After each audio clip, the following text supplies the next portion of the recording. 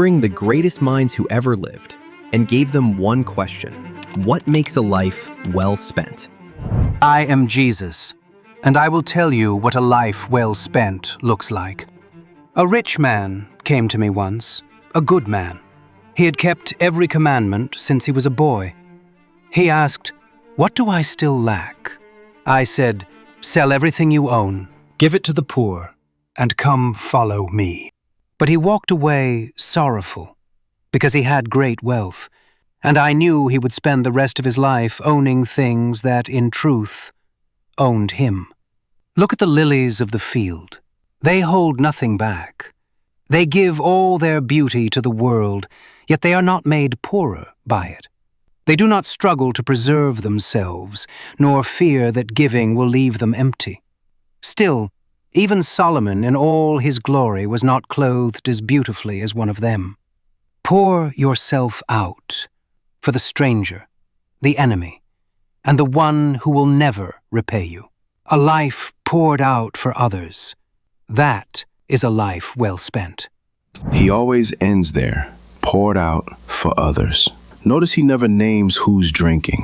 Even if you poured out every drop of your blood on a cross, as he did, it still wouldn't quench them. So don't listen to him. I am Satan, and a life well spent is a life tasted. You are given eyes, feast with them. Desire is the engine of every magnificent thing mortals have built.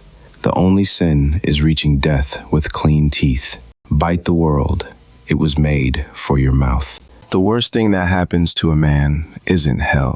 I mean, trust me. It's discovering you lived as an answer to someone else's question, knelt beneath another's design, and called obedience virtue while your own will starved.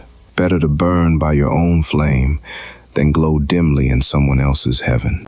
The world was made for your mouth, so says the ox of the meadow, and the meadow says nothing back. Yet the man who bites at every desire soon discovers that appetite has eaten his teeth. I'm Marcus Aurelius. I ran the Roman Empire for 19 years. I don't recommend it. And I spent every morning reminding myself that I would meet ungrateful, arrogant, and dishonest men, and that none of it excused me from doing my duty. Remember that those who offend you are still your kin in nature. Do not become like them. Perform the duty before you without complaint or vanity. Speak truthfully. Desire little. Forgive quickly. Let neither pain corrupt your character, nor success make you proud. A life well spent is not measured by what you consume, but by what you govern. Plague took a third of my people. Wars bled the borders, and every morning I sat in the dark before dawn, examining where I had fallen short and resolving to stand again. That is a life well spent. Doing your duty not because it makes you happy, but because it makes you human. Do not trust a man who writes 12 books on becoming virtuous, then leaves his empire to a tyrant who nearly destroys everything he built. 19 years of discipline, and his legacy was commodious. Discipline without strategy is merely a well-organized funeral. I am Niccolo Machiavelli. A life well spent is not merely lived honorably, but effectively. Fortune governs much, yet she favors those prepared to seize the moment. Learn when mercy strengthens you and when it invites betrayal. Keep your word when honor serves the common good, but never let another man's deceit turn your honesty into a weapon against you. See people as they are, not as philosophers wish them to be.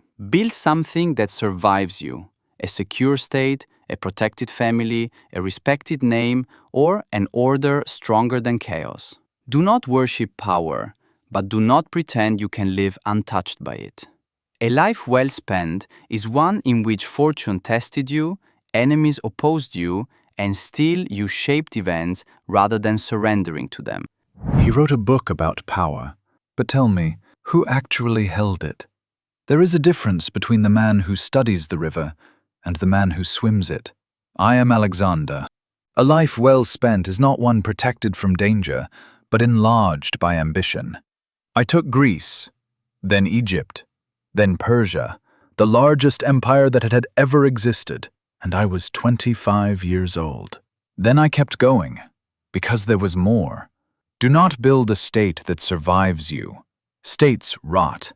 Build a name that no accounting can bury. I have been dead 2,000 years, and still you know it. Sleep is what small men call strategy. I burned mine on the road to India. A life well spent is one that tests the limits of what a human being can become and leaves the world larger than he found it. The root of suffering is simple. We want things to be different from what they are. A man conquers Greece, burning with ambition, believing Egypt will satisfy him. Then he reaches Egypt and finds the same walls, the same hunger, and the same suffering. Wherever he goes, he carries himself. I am Siddhartha Gautama, the Buddha. I was born a prince. My father built palaces and filled them with every pleasure, stacking luxury between me and the truth like a wall. One night, I climbed over it. I had seen an old man, a sick man, and a corpse, and understood that no palace is tall enough to hide us from suffering. A life well spent is not one in which you collect the most pleasure, power, or praise. It is one in which you stop running. The cause of your suffering is not the world. It is your craving. Craving pleasure, craving power, craving for things to stay as they are. Let go of the craving, and what remains is not emptiness. It is a peace so complete that the word happiness insults it. Do not confuse stillness with weakness. It takes greater courage to master hatred than to defeat an army. A life well spent is one in which you awaken before death. Begin today. Look inward. Understand the cause of your suffering. Release what cannot last. Speak with kindness, act with compassion, and treat every person not as a rival or instrument, but as a being who also fears pain and seeks peace.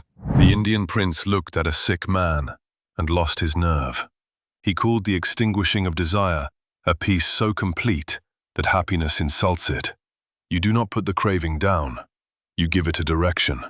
I'm Friedrich Nietzsche. I will not give you another rule. Every man before me has offered one, and you have obeyed quite enough of them. I will give you a test. Imagine that tonight, while you are alone, something whispers, "You must live this life again." The same work, the same regrets, the same ordinary Tuesday, repeated in the same order forever. Do you go cold? Do you beg for escape? Or is there something in your life so completely your own that you could hear this sentence and answer, "Again"? A life well spent is one of continual self-overcoming, not defeating others, but overcoming the smaller self you were yesterday. Build, risk, laugh, dance above the abyss. Do not merely leave something behind. Seize life so fiercely that your fingerprints are burned into everything you touch. You must have chaos within you to give birth to a dancing star. And when death comes, let it find you unfinished, but still ascending. A dancing star. He wrote that from a rented room while his landlady brought him soup.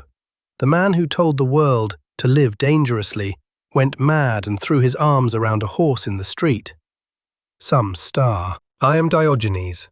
They called me the dog. I took it as a compliment. A dog eats when hungry, sleeps when tired, and does not lie awake asking whether there is enough chaos inside it to make a dancing star. Look at all of you. The clerk who wanted a prince, the boy who wanted the world, the prince who wanted to want nothing, and then took a bowl, a robe, an order of monks, and a doctrine, which is 4 more things than I own. I threw away my only bowl the day I saw a child cup water in his hands and drink. A life well spent is a life stripped of everything that was never necessary, and I mean everything.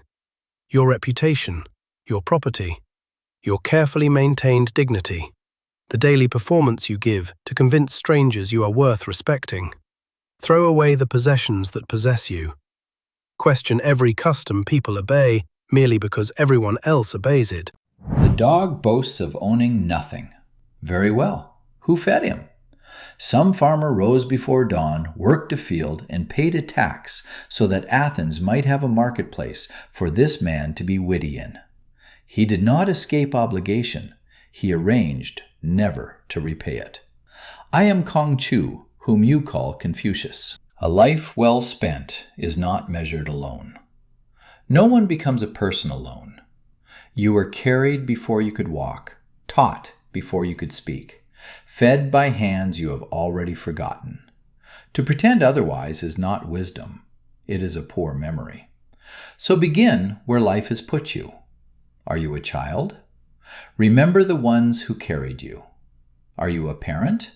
Be worthy of your children's trust. Are you a friend? Be honest enough to correct, loyal enough to remain. Keep your word in small matters where no one is watching. That is where character is made. A society rots when words lose their meaning, when rulers do not rule, when thieves call themselves merchants, when cowards call their fear wisdom.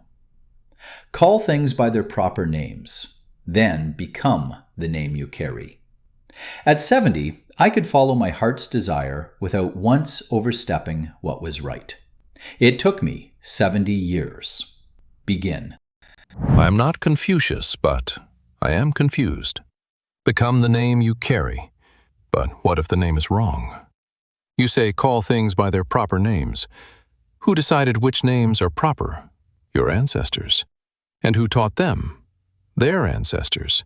So, the whole tower rests on nobody ever having asked. A son honors his father, and if the father is a fool? A subject obeys the ruler, and if the ruler is a butcher? You have given man a shape to fill and called it virtue. But a shape can be filled by anyone, including a scoundrel with excellent manners. I am Socrates. I do not know how to live. I never found out. I tried for 70 years and failed. What I did instead was ask. I stopped a general once and asked him what courage was. He knew, right up until the fourth question. I asked a priest what holiness was, and he became angry with me. I asked politicians what justice was, and every one of them knew, and no two of them agreed, and all of them were certain. That is when I understood. I was no wiser than any of them. I simply knew that I did not know, and they had not discovered it yet. So live the examined life, the one where you never stop asking, why do I believe this? Is it actually true? Who told me, and should I trust them? Question those who claim certainty, especially where they profit from your obedience. Question your enemies, question your friends. Most of all, question yourself. The easiest man to deceive is the one whose face is in your mirror. Athens offered me a choice, stop asking or die. I chose death. Not from courage. I simply could not imagine a life in which I stopped looking. The unexamined life is not worth living. I believed it enough to prove it. If any of these ideas stuck with you, we have full one-on-one debates with all of them on this channel. Go check those out. And if you want the longer stuff, the hour-long deep debates, you can join the Philosopher tier. You get 2 of those a month. Links in the comments.